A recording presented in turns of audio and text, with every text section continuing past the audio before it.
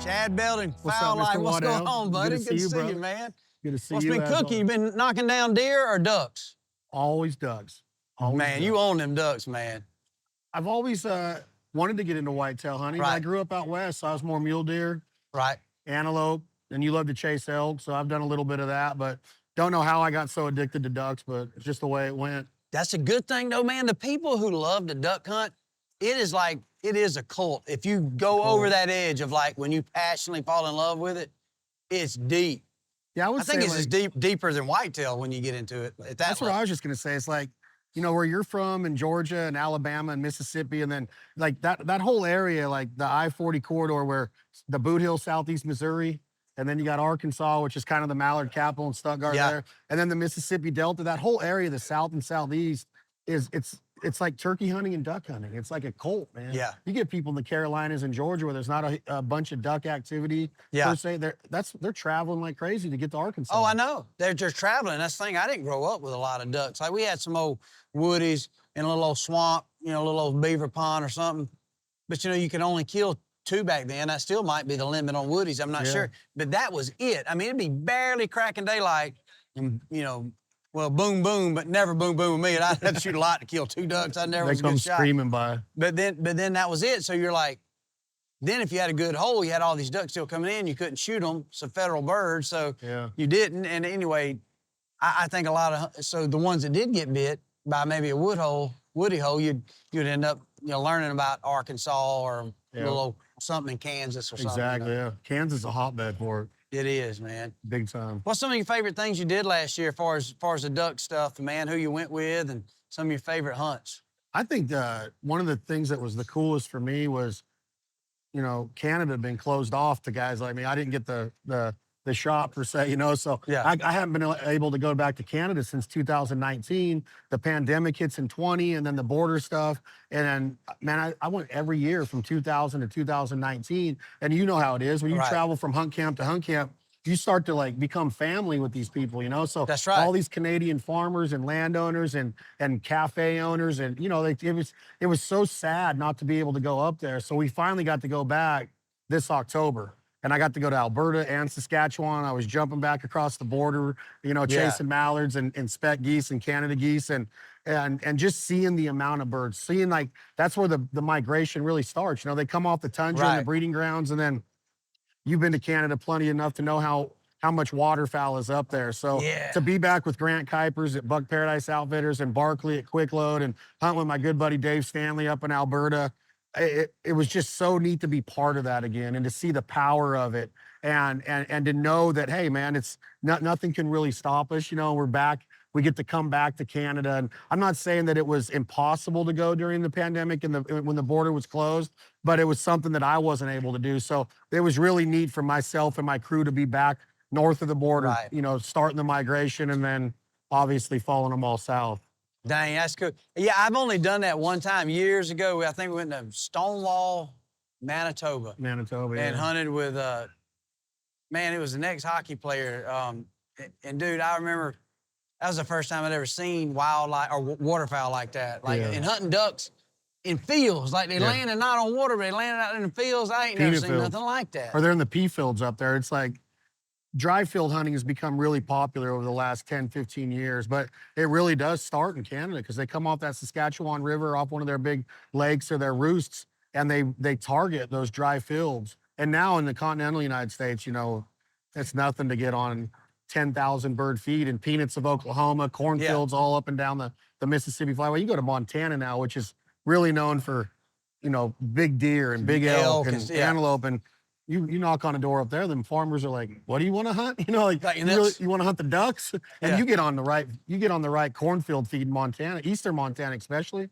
They got sugar beets out there. So I mean, it's open, desolate country, man. Yeah, it's like you would never know to go there, you know, and then once you get up there, it's like, man, look at how much waterfowl is on the Yellowstone River and on the Bighorn River. So it's dry field hunting has become really prominent, and I like it, Waddy, because you put some spinning wings out there, and a lot of the hunts we did this year, you know, you get new people involved, and it's one of my goals now is introduce a new blood to this culture because it's so special to guys like you and me.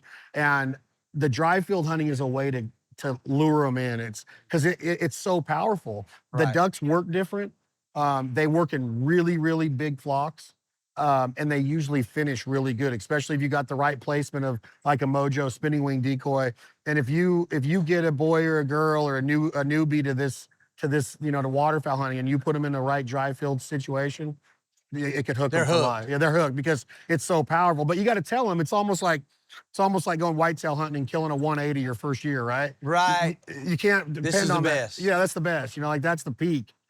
So like you get them in that, and you're like, hey, not every day is like this, especially when Right. the ducks get a little bit more leery and they're longer into the migration, or the later the season goes.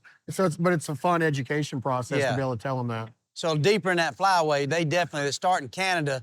Some of those same ducks y'all started hunting, say in September, October. By the time December rolls around or January, that's the same ducks, but just went thousands of miles. So them suckers they done flew over a few setups, I would imagine. Yeah, and I think that like you get down to Louisiana and the Cajun country and Stuttgart, Arkansas, and you find a different. And okay, I'm probably going to irritate some people up north because there's so many good duck hunters everywhere, but I think there's a reason why the best duck callers in the world come from Arkansas. The best spec callers in the world come from Louisiana. I think that you have to be that much more realistic. I think you're a caller. You've been a competitive. You've won a lot of turkey calling contests. A lot of the guys that have won the world duck in Stuttgart are from the state of Arkansas. Yeah. There's a few from Iowa back in the day, like Bernie Boyle and Barney Califf and those guys. But for the most part, they're Southerners. And I think it's because when you really do a deep dive into the duck hunting down there, like if you're in the flooded timber of Arkansas, those birds aren't really visual. They're not seeing decoys. They're not seeing a lot of movement on the water. They're hunting that sound up. Right. So they're coming to the audio part of it. They right? have to be manipulated by the audio big time. That's what I think. And I think that that's what would draw a guy like me into the turkey hunt is if it wasn't for calling turkeys, I don't know if I'd ever call them. And I know there's a lot of different ways to hunt turkeys, but I like cutting turkeys at 10 in the morning and trying to get them before they go take a nap and they're going to breed for the second time that day or whatever. Right. And I like the calling aspect of it. And that's what drew me in to the waterfowl part of things is that you're always in this negotiation with the wild animal. Yeah. It's the intimacy and that negotiation of being across the table from you trying to do a business deal, but you're doing a business deal with a flock of wild animals that are looking for the boogeyman. And you got to trick them, right? So the audio part of it is why when you get deeper down into Arkansas, Louisiana, the Mississippi Delta, man, a guy like me goes in there being from Nevada, and it's like, I don't sound anything like a duck compared to these guys, So there is something to be said with what you said, and I don't think it's a slight, but if you think about it, like in the Wild West days, well, all your gunslingers, they were out there in, Wyoming. They were out there in Kansas. They were out in the West. You don't hear a lot of gunslingers from the South. Now, you might have had a guy from the South that went West, but, well, that's where all the craziness was. Everything was getting settled, so a lot of killings around these small towns, so the best gunslingers were in the toughest areas. And I do think that's because, like turkey calling, you're right. The best turkey callers, same thing. The hardest states to hunt turkeys had all the world champions like Georgia, Alabama, Pennsylvania. You had a lot of Pennsylvania callers, and you had a lot of like Missouri callers. Well, wasn't necessarily the easiest place to hunt turkey, so those callers kind of had to rise to the occasion. So it definitely would correlate with duck, I would think. I talk about it a lot, and I never want to offend duck callers because you go out to California, and there's guys like Brett Crow that owns the J.J. Lairs Call Company now. He's amazing.